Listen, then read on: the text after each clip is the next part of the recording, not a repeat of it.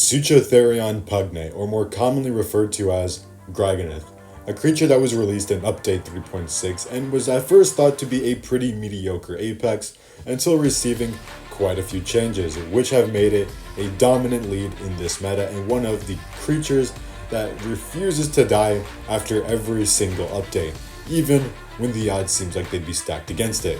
However, why is that, and why have so many players have been asking for a nerf for this thing? Well, today, I will be showing you just that, going over Gryganyth's common strengths, weaknesses, a history of the chain and power creep in Jurassic World Alive, and then finally, at the end of the video, we will make our own speculative nerf on Gryganyth, and we will be teasing our very own hybrid coming to Jurassic World Alive.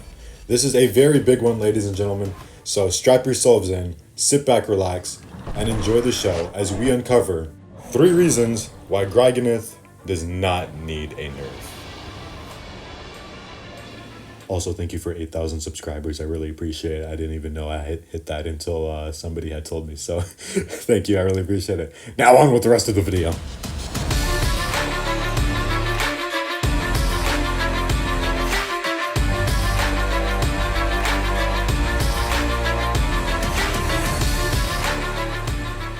Before heading into the main part of why you're here and led us to discuss the nerf, we will be going over just a brief overview of Gryganyth just to get a little bit of a backstory on why it's so strong and how it's been so dominant for so long. So for that reason, ladies and gentlemen, we will be jumping into Sector 1, the species profile.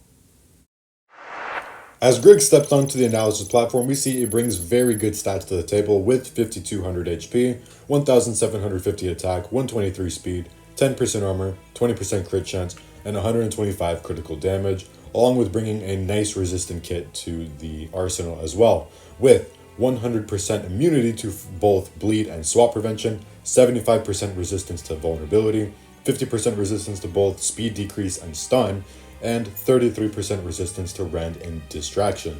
So why is it so hated? Well, it's probably all coming down to the fact that it is massively bulky and it is very much a healer. This is mainly due to that huge 5200 stat line, along with that really above average 1750 attack for a fierce creature like this. Not to say that it shouldn't have that attack, but it is way too high in my opinion, I feel like, and a lot of other people's opinions. It just allows the player to do ridiculous amount of damage, and the fact that it can combo well with that maximum ferocity for 75% is crazy. So keep that in mind for the latter portion of this video when we get to the nerf. And without further ado, we can actually head into the first reason why Gryganyth does not need a nerf. Reason number 1, the meta stabilizer. In Jurassic World Alive, there is a sort of hierarchy in the meta where some creatures are very good at what they do no matter what, others are good in their own sort of niche, and then others are terrible. Gryganyth acts as a sort of cornerstone for the game's balance, and removing it is like taking out the most vital piece of a puzzle. And sort of think of it as like an ecosystem. Gryganyth is the top apex predator, sort of keeping everything in check. I mean, we've got stuff like Mastodontosaurus, Ampulorex, Cerastegatops, Trichovenator, all these bulky creatures, even creatures that are being data mined, are also said to be very, very bulky. So yeah, you can kind of see why Gryganyth is needed to sort of take those things out. But the question is, why Gryganyth in specific, or why can't it be any other fierce creature? Well, Gryganyth is kind of too good for its own good. It can heal, it has the bulk, it can have the survivability in order to keep coming back and dealing with these creatures. Sure, it might not be able to kill everything, but in a way, it's sort of able to buy itself time so it can get to, you know, depleting the health bar. Think of it like this. Let's bring up a real stone example. But let's bring up a real set example of the wolves of Yellowstone National Park. An ecosystem rules best when it has all of its component parts. A healthy ecosystem means more balance and a greater positive impact to the overall environment.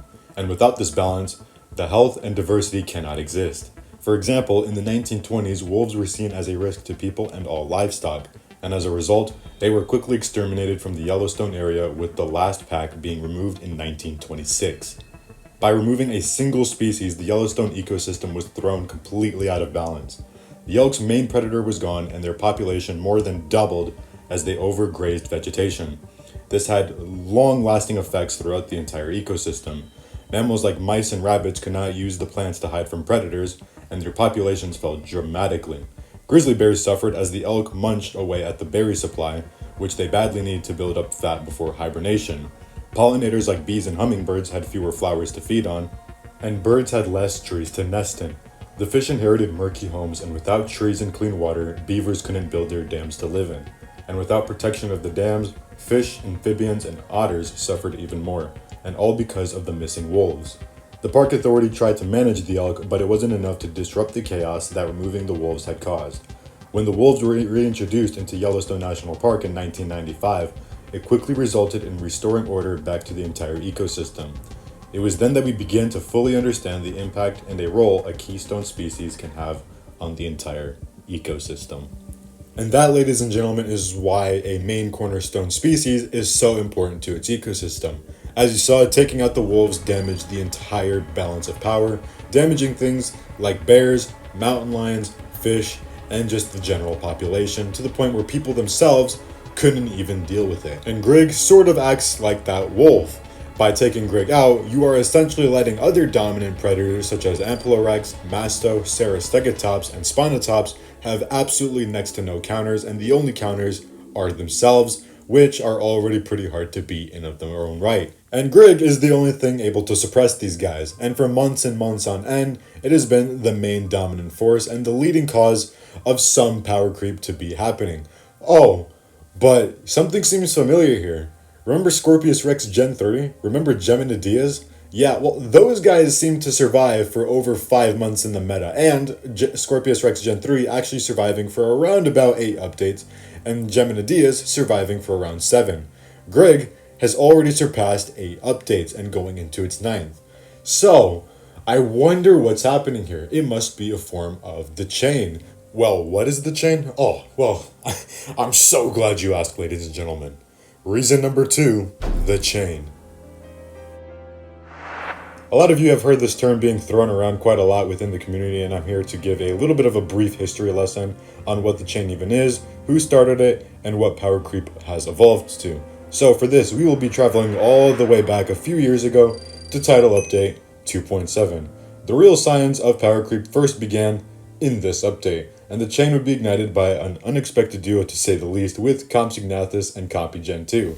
These flocks introduced not only a new mechanic, but would also introduce the first form of synergy abuse, dominating early stages in the tournaments through some of the earlier forms of trap killing at that.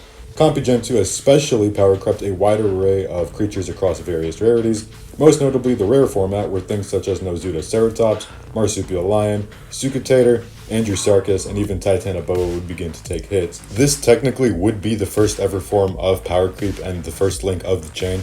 However, things would only escalate the very next update later, with update 2.8, and by the time update 2.8 came around, power creep already began evolving through new and more refined hybrid designs as well. We see in Scorpius Rex Gen 1 that it began outclassing things in the legendary formats.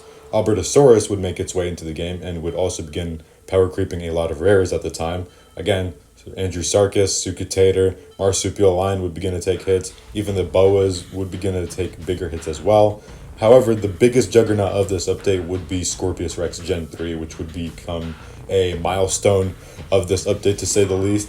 Scorpius Rex Gen 3 was so effective in the arena that it single-handedly shifted the immunity meta forward, forcing Ludia to standardize resistances across more creatures due to its oppressive hard-to-counter kit and synergy stacking. And I think that's why this update in particular especially deserves to be mentioned, because it's because of one creature that so many others moving forward had so many abilities and resistances along with immunities stacked on top of each other just to counterbalance what Scorpius Rex Gen 3 was doing. So yeah, it's pretty monumental to say the least. However, the next update being 2.9 would be especially big just because of how hated it was. And if you saw my video on it back then, you'll know that I, along with many other players in the community, really hated and despised this update for numerous reasons, which we will get into right now. This update is arguably one of the largest overhauls this game has ever seen, with all 4 creatures that were introduced initially immediately skyrocketed their respective tiers. Megalonyx, Archaeopteryx, Coelurosaurus, and Sealhast would all dominate their rarities. Coelurosaurus in particular broke the common tournament format by being unkillable due to another form of synergy and swap abusing. Megalonyx and Arche would further put a damper on the rare formats, serving as a bit of a answer to Albertosaurus, which was being a menace at the time. However, it was Sealhaas that really cemented its legacy as the ultimate legendary flock wall, shutting down nearly every other top tier legendary with high speed, decent output, and rally healing, abusing with the 33.4% heal. Yes, this number will be important down the line. Smile enemies would get delayed rampage and run, which would actually hurt it more than buff it, so I don't know if Lydia was aware of that. And Testacornibus would receive its first major buff. Meanwhile, on the technical side of things, this update dished out a big rework in the Resilient class, when deceleration movesets were replaced in favor of vulnerability-inducing mechanics, creating a sort of domino effect across nearly every single matchup. This at first seemed to mark the end of two of the most dominant forces at that point in time, being Sarah Magnus and Hadros Lux, which I'm pretty sure we're all too familiar with, until they quickly adapted before they would simply gain speed advantage over an opponent. However, now, with the decel being changed to vulnerability, these two would have their overall output multiplied, with Hadros in particular being able to hit consistent 5,000 to 7,000 damage hits every other turn. Spina Constrictor also would receive a huge buff, however this wouldn't contribute to the chain as much. Overall, 2.9 in my opinion would serve as one of the most hated updates just because of the fact that Ludia overhauled an entire class and didn't give people a boost distribution to accommodate for these changes. People like Pokefodder made his video on the situation, and people overall on the forums were just not at all happy with this. In general, this update was just a pretty mid one until 2.10 struck a month later, which would serve as another form in the chain. Yay. 2.10 is where things took a turn in the opposite direction. Starting off with the two epics released that update, Argentarix and Megalatops. Teryx would be almost impossible to kill due to being able to rally heal two flocks with Fearless Alert, an ability courtesy of Sealhaas the update prior, and just having the pleasure of being a flock able to absorb hits is just very OP in of itself. Megalatops was supposed to be the soft counter to Teryx, with Determined Strike being one of the most busted basic abilities at that point in time, being comparable to Cunning Resilient Strike of today. This update also introduced the community-voted hybrid Inditaurus, a pure fierce that wasted absolutely no time becoming the most terrifying brute in its class.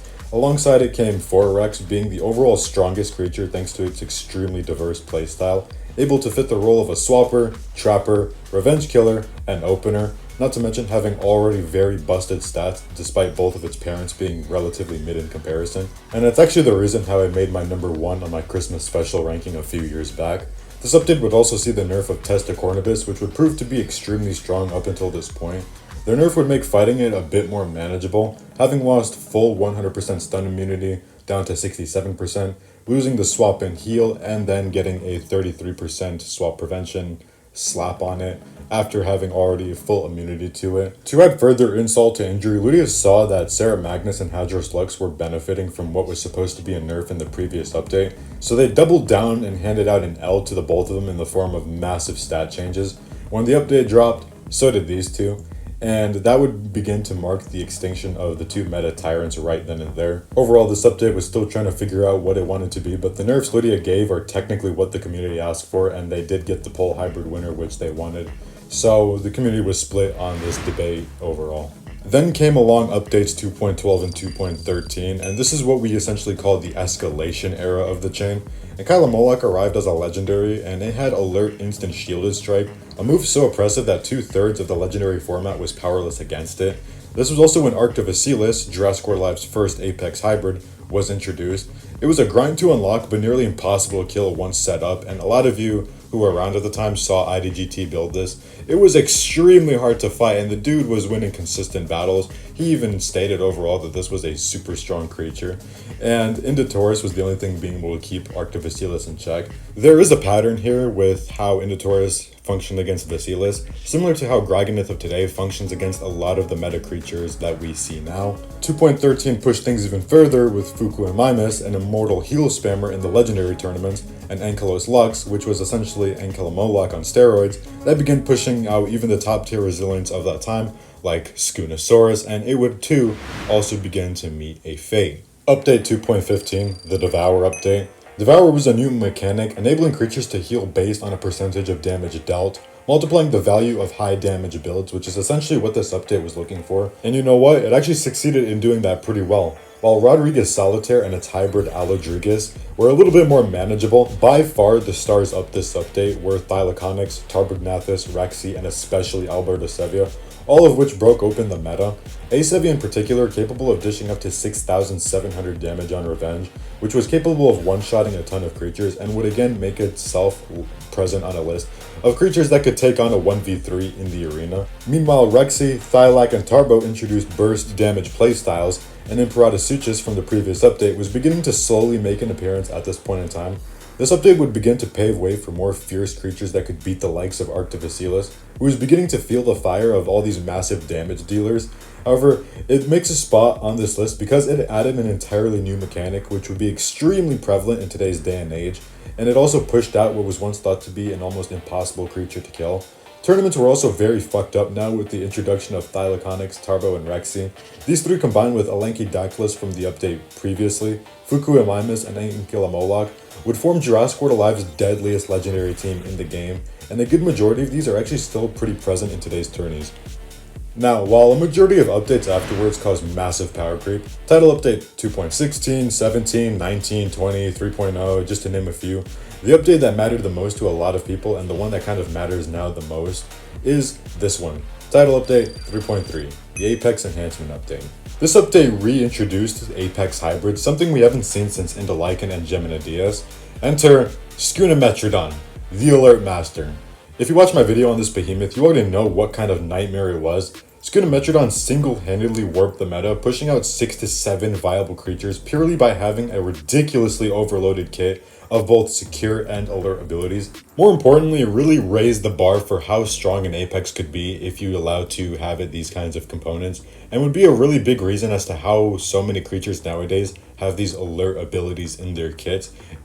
I'd like to think it's because of Skunametrodon, and yeah, it just caused a huge ripple effect. Oh yeah, and one more thing, this update also introduced enhancements, because of the name obviously, to all Apex creatures. And initially, to Lydia's merit, they did limit this to specific Apexes, but as expected, Lydia's got a Lydia, or is it Jam City? I don't know.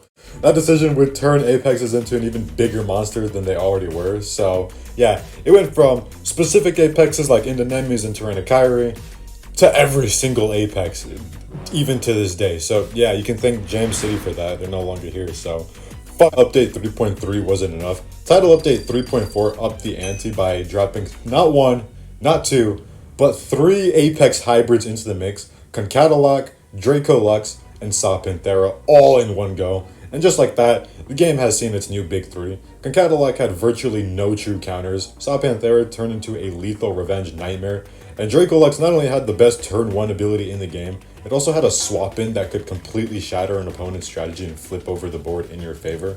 This update further enhanced the idea on just how busted an Apex creature could become, and these 3 would dominate the meta for months on end. And that is how we get to this point, with the introduction of Gryganyth in Title Update 3.6, but there is something interesting that happened with this creature specifically. While the other 3 started to fade out, Gryganyth just refused to fucking die, literally and figuratively. Let's find out how. No, we're not going to find out now, and we're not going to find out how, because I've already said so a bunch of times.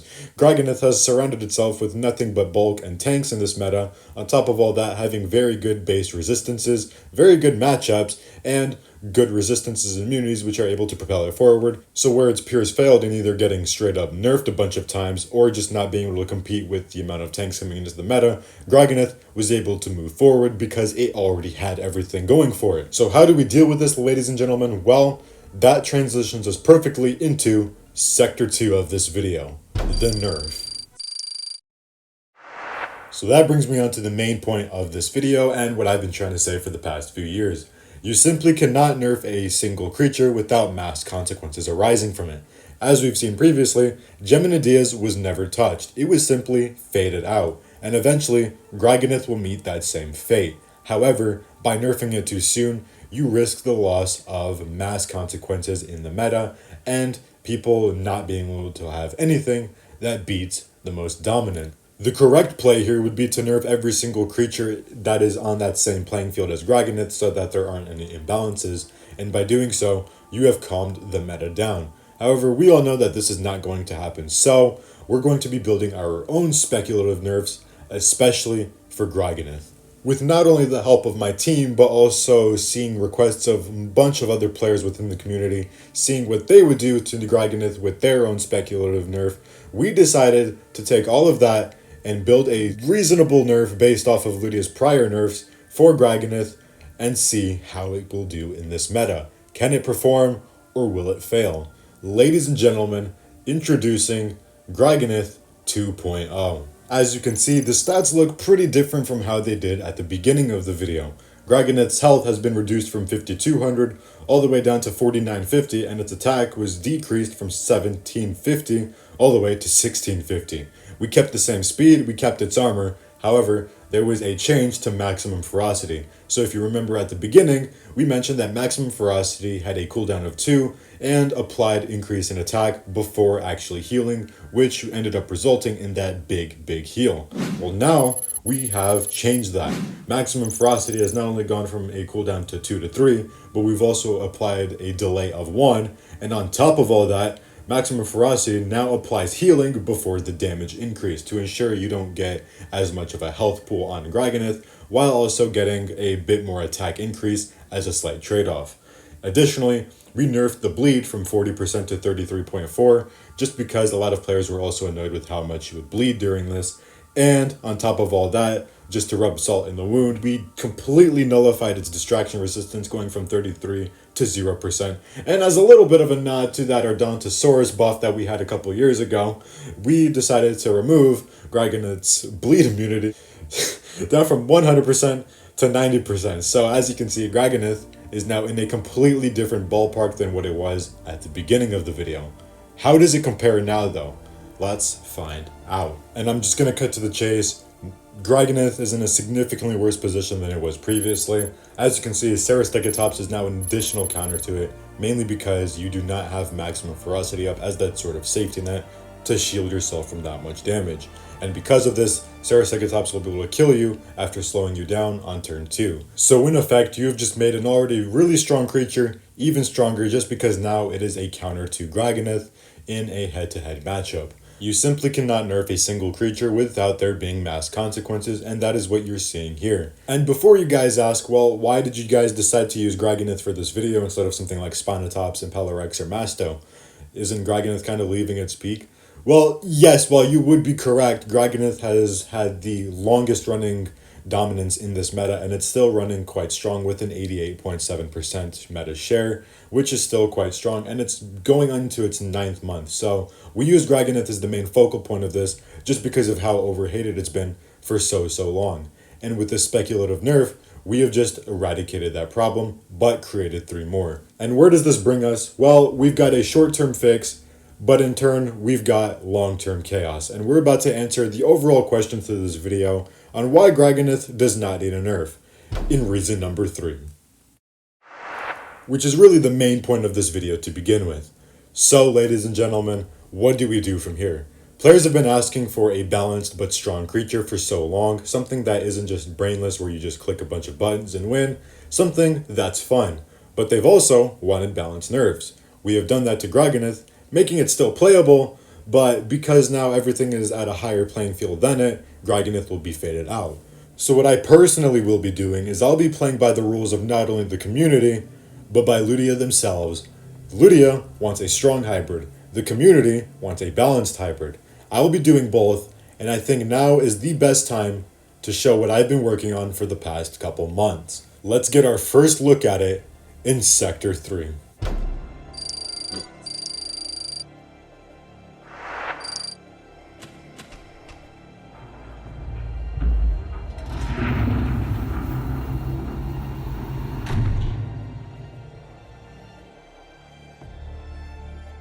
Entering the lab now, I see strings of DNA.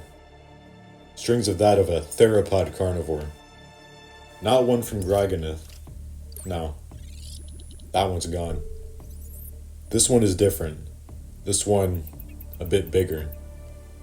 A bit more brutal. One that represents nothing but death itself. Let's pick these contributors out a little bit more carefully. Maybe a little bit of Boreal Apelta for defense. or T-Rex and Barinasutra's powered jaws. Yeah. This creature, you won't recognize it at first. We've changed it. But when it moves, when it bites, you'll understand. This is an evolution. This is correction. This hybrid will have its own minions. It's just not ready to be released yet. This creature is ready to unleash what Jurassic World Alive has been holding against everybody for so long. This hybrid will revolutionize the game. Introducing the C-Rex.